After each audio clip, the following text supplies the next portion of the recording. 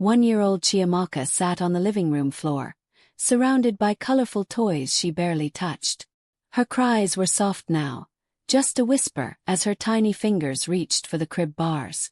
Ebere, the housegirl, stood in the corner scrolling on her phone. "What is it now?" she snapped, glaring at Chiamaka. The baby whimpered, pointing at her empty bottle. "You've had enough," Ebere muttered, pushing the bottle away. She carried Chiamaka roughly to her crib, tying her wrists to the bars with strips of cloth. "Stay there until you learn to behave," she hissed. Outside, the sound of Kunle's car pulling into the driveway made Ebere stiffen. She glanced at the crib, then back at the door. Would they notice anything? Kunle stepped inside, loosening his tie. "Long day?" Ada asked, kissing his cheek. Her own exhaustion was evident. The dark circles under her eyes spoke of sleepless nights and endless workdays. Neither of them noticed the baby's whimper from the crib in the next room. "How's Chiamaka?" Kunle asked. Bray smiled tightly. "She's been sleeping all afternoon. Such a good baby." Ada smiled in relief, peeking into the room where Chiamaka lay still, her tiny hands still tied to the crib bars. The parents didn't linger, shutting the door softly behind them. Bray sighed, smiling slyly. Ada and Kunle had always been busy. The demands of their careers pulled them in every direction, leaving little room for anything else. Ada, a successful marketing manager, often worked late into the evening, attending meetings and handling urgent client calls. Kunle, an up-and-coming entrepreneur, was always glued to his laptop, managing his growing business. Between conference calls, business trips, and constant deadlines, their schedules were packed, leaving no time to focus on the one thing that mattered most: their baby Chiamaka. At first, they had hired Ebere, a young woman from the village, to help with the housework. Seemed like a simple solution. Ada and Kunle were convinced they could balance their demanding careers with parenting if they had someone to care for Chiamaka during the day. But what they didn't realize was how much they were neglecting their daughter. In their quest for success, they had overlooked the most important part of their lives: Chiamaka. They trusted Ebere to care for their precious daughter, thinking that the housegirl was just another part of their efficient routine. Little did they know, Chiamaka's world was slowly turning darker.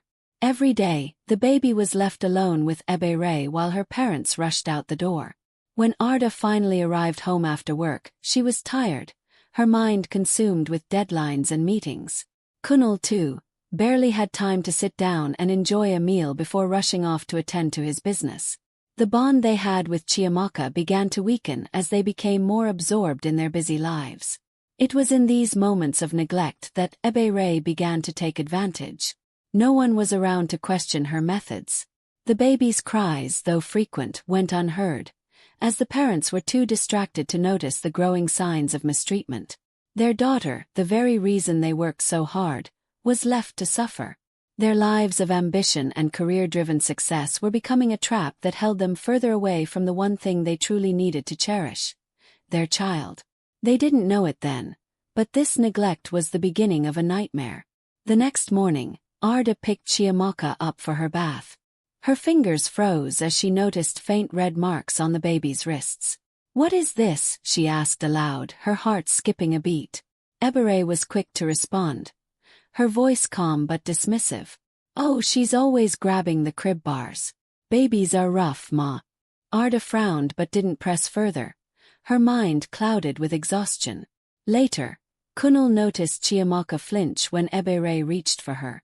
"She doesn't like me much," Ebere joked nervously. But Kunle's eyes narrowed. One afternoon after Kunle and Ada left for work, the baby Chiamaka was playing with her toys on the floor of the living room, the soft sounds of her giggles filling the space. Ebere, who had been tasked with watching the baby for the day, was sitting nearby, idly flipping through a magazine. The baby began to cry. But something about Chiamaka's persistent cries began to irritate her. The baby had been fussing more than usual lately, perhaps from the heat or just the normal restlessness of being cooped up indoors all day. "Quiet, Chiamaka," Ebere hissed, rolling her eyes. "Stop making noise, it's annoying." She moved closer to the baby, her patience wearing thin.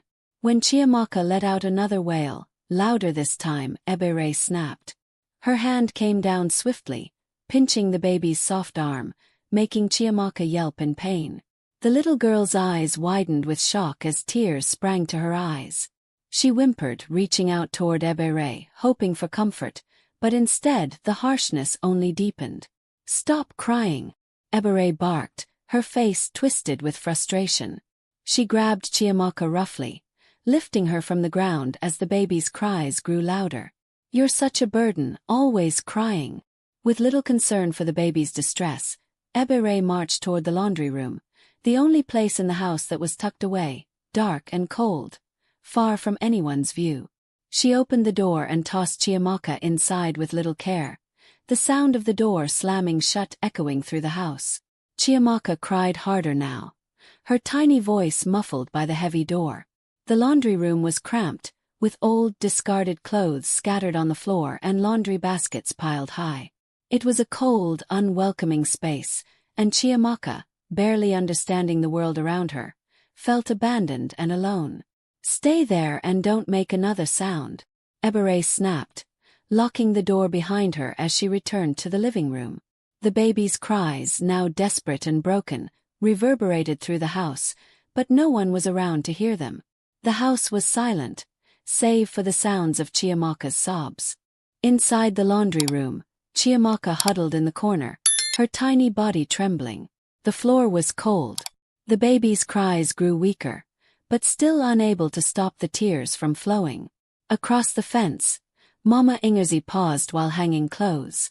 She peered toward the bungalow, frowning. "This baby cries too much," she muttered. Inside, Ebere smirked, sipping a soda while ignoring the wails from the laundry room. Another afternoon while Chiamaka's parents were away. Chiamaka crawled toward her bottle of water, her lips dry and her little hands trembling. Ebere snatched it away. "No water for you. This is your punishment for always crying," she barked. The baby's cries grew louder, but Ebere ignored her. Outside, Mama Inga heard the wailing and shook her head. "This doesn't feel right," she whispered. But when she tried to tell Ada later, the tired mother simply smiled. "She's fine, Mama. Babies cry a lot." The day had started like any other, with Kunle and Ada rushing out of the house early for work, leaving Chiamaka in the care of Ebere. The house was eerily quiet once they were gone, and Ebere had a new plan to discipline the baby. She had grown tired of Chiamaka's cries and restlessness, seeing them as a constant inconvenience. Each wail, each tiny whimper, grated on her nerves more than the last. And as the day went on, a cruel thought crossed her mind. "I'll teach her to stop crying," Ebere muttered to herself, a twisted smile tugging at the corners of her lips. Without hesitation, she went to the drawer where the baby's soft blankets were kept and pulled out a long piece of cloth. Ebere's plan was simple but cruel. She marched over to Chiamaka's crib, where the baby was sitting, still too young to understand the world or the meaning of pain. Ebere roughly picked the baby up by the arms, ignoring her cries of discomfort, and began tying the cloth tightly around Chiamaka's tiny wrists. The cloth dug into the baby's soft skin, leaving painful indentations as Ebere secured it around the bars of the crib. "You won't cry again, will you?" Ebere muttered as she tied the final knot. "No one will hear you when you're like this." Once the cloth was firmly tied, Ebere stepped back to inspect her work. Chiamaka could hardly move her hands, and she was left helpless, unable to reach out for comfort, unable to soothe herself. The baby's small body trembled. "Stay there and be quiet," Ebere said. But Ebere didn't care to hear the baby's cries anymore.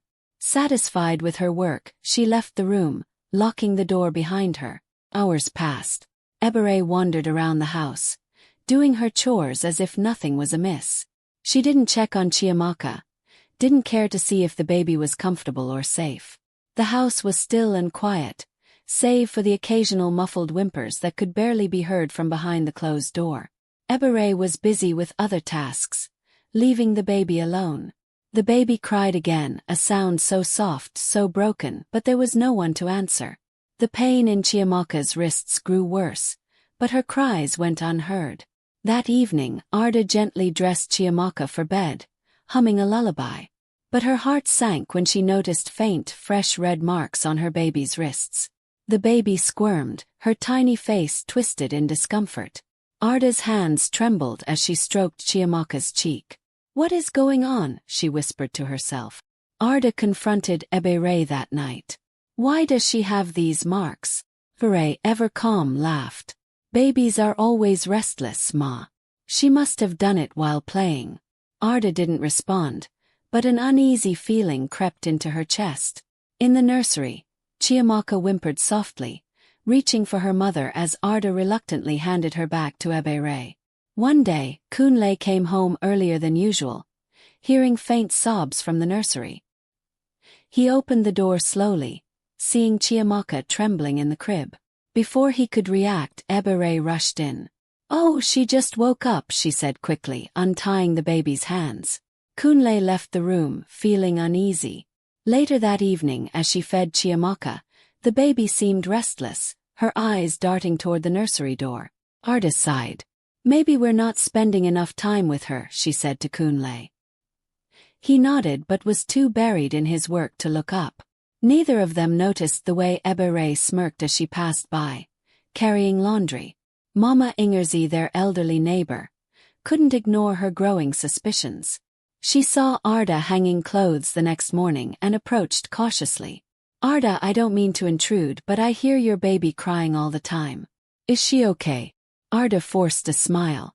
"She's fine, Mama. Ebere takes good care of her." But Mama Ingerzy's frown deepened. "You're her mother. Babies don't cry like that for no reason. Watch carefully." Her words lingered in Ada's mind all day. Kunle was jolted awake by Chiamaka's cries. It wasn't the soft wail of a hungry baby. It was sharp, piercing, and filled with fear. He rushed to her nursery, only to find Ebere standing by the crib. "She wouldn't stop crying," Ebere explained, her voice too calm. Kunle picked up his daughter, her tiny hands trembling as they clutched his shirt.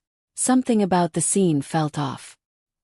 He looked back at Ebere, whose face held a flicker of annoyance before she quickly masked it with a smile. By noon the sun blazed. Chiamaka reached for her water bottle, her parched lips quivering. Ebere snatched it away.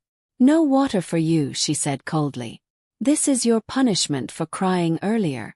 The baby's tiny hands clawed at the air, desperate for relief. But Ebere ignored her lips dry and cracked. "Why didn't you give her water?" she asked Ebere sharply. Ebere shrugged. "She kept throwing tantrums. I thought she didn't want it." Ada's chest tightened. She gave Chiamaka the bottle herself, feeling her baby's desperation as she gulped down the water. That night, Ada couldn't shake the image of Chiamaka's parched lips. Something was wrong, but what? That night, Kunle couldn't sleep. The faint cries he had heard earlier echoed in his mind. He crept into the nursery to check on Chiamaka. Her wrists were red and swollen, and she flinched when he touched her. "She's just sensitive," Ebere said dismissively the next morning. But Kunle wasn't convinced. "Why would a baby be afraid of touch?" he asked Ada later. Ada didn't know how to answer, but the seed of doubt had been planted. Kunle decided to return home early without informing Ebere. As he approached the house, he heard muffled yelling from the nursery. He quietly opened the door and froze.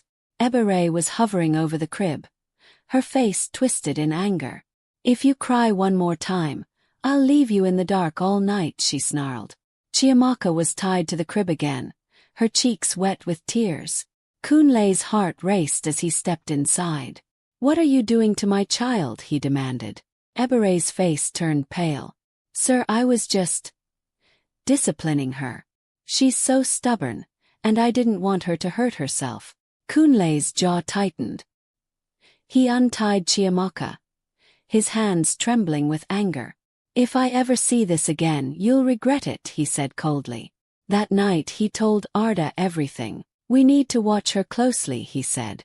Ada agreed, though guilt gnawed at her. "How did we miss this?" she whispered. They agreed that Kunle would come back home earlier the next day again. The next day, Kunle came home earlier than expected.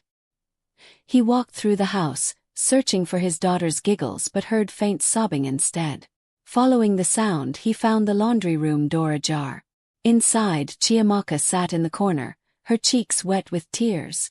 Kunle's heart pounded as he scooped her up. When Ebere appeared, her face was blank. "I only put her there for a minute," she said casually. But Kunle noticed the baby trembling against his chest. That night, Kunle told Ada about the laundry room incident.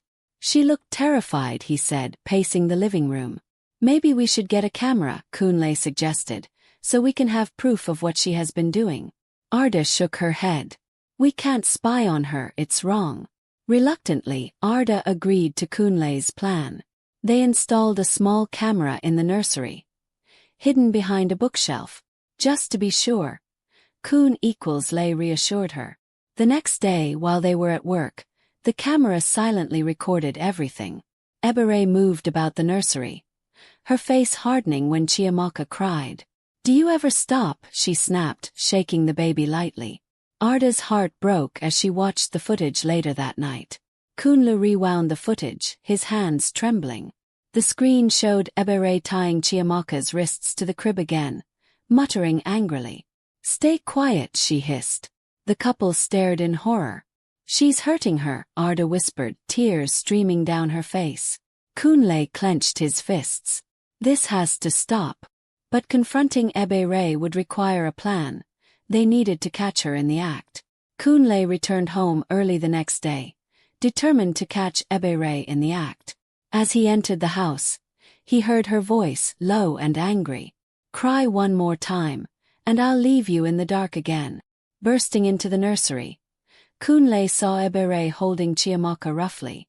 "What are you doing?" he thundered. Ebere froze, her face draining of color. "Sir, I can explain," she stammered. But Kunle wasn't interested in excuses.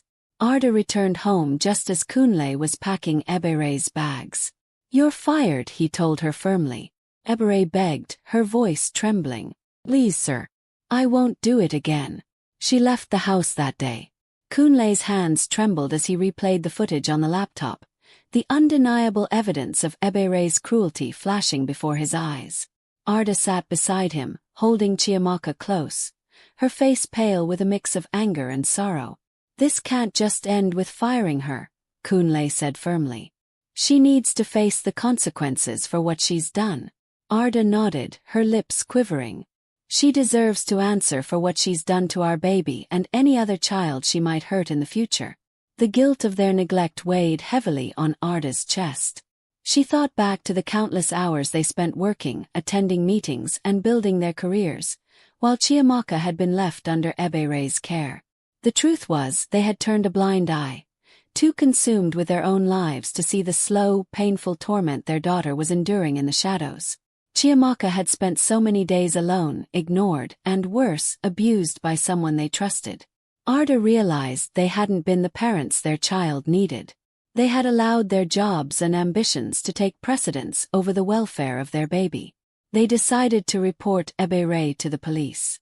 Kunle gathered the footage and printed still images showing Ebere's mistreatment, the harsh marks on Chiamaka's wrists, the rough handling, the heartbreaking footage of the baby crying in the dark corner of the room, tied to the crib. Ada and Kunle were finally waking up to their responsibility. They couldn't undo the damage, but they could take action now to ensure it never happened again. The next day, they rushed to the police station, hearts pounding. The officer on duty, a stern woman in her 40s, watched the footage in silence, her jaw tightening with every passing second. "This is despicable," she finally said, her voice heavy with anger. "We will handle this." Within hours, Ebere was tracked down and brought to the station. Her defiant posture wavered as she faced the officers, but she still tried to play her cards, pretending innocence. "I didn't do anything wrong," she cried, her voice desperate. "This is all a misunderstanding." But the footage spoke louder than her words. When the officer showed her the video, Ebere's face faltered. Her eyes darted nervously, and she stammered in a futile attempt to justify her actions. I was just trying to discipline her. She was always crying. Always restless, she mumbled, but the evidence was undeniable, and the officers were unswayed. As the police led Ebere away in handcuffs, Kunle and Ada felt a mix of relief and overwhelming guilt. Their daughter was now safe, but the scars she carried ran deeper than they realized. Chiamaka had been neglected and mistreated for so long, and her parents had failed her in the worst way possible. They had been too busy building their careers, too focused on their own goals, to notice the signs of abuse right under their noses. They had neglected the one person who needed them most, their precious daughter.